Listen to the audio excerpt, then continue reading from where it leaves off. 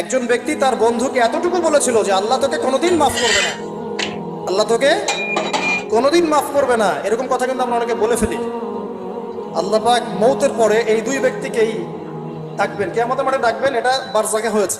বলবেন, আমার রহমত নিয়ে কথা বলার এখতিয়ার তোমাকে কে দিয়েছে? আমি কাকে মাফ করব কাকে করব না, এই কথা বলার এখতিয়ার তোমাকে কে দিয়েছে? আজকে আমি তাকে মাফ করে দিলাম, তোমাকে জাহান্নামে দিয়ে দিলাম, যাও। অতএব আল্লাহ রাব্বুল আলামিনের এই বিশাল রহমত আমরা পাবো, আশাবাদী ইনশাআল্লাহ। এই কারণে আমাদের প্রথম যে বিষয়টা ফোকাস করতে হবে, আল্লাহ রহমত পেতে হলে আমাদের অবশ্যই বস্তুবাদিতা ত্যাগ করতে হবে। আল্লাহ পাক দুনিয়া পছন্দ করেন না। দুনিয়ার মোহে যারা ডুবে থাকে আল্লাহ এদেরকে পছন্দ করেন। দুনিয়া প্রয়োজন, যতটুকু আমার দরকার আমি করব, যতটুকু প্রয়োজন নাই এই বিষয়টা আমি পেতেই হবে, চাই চাই আরো চাই।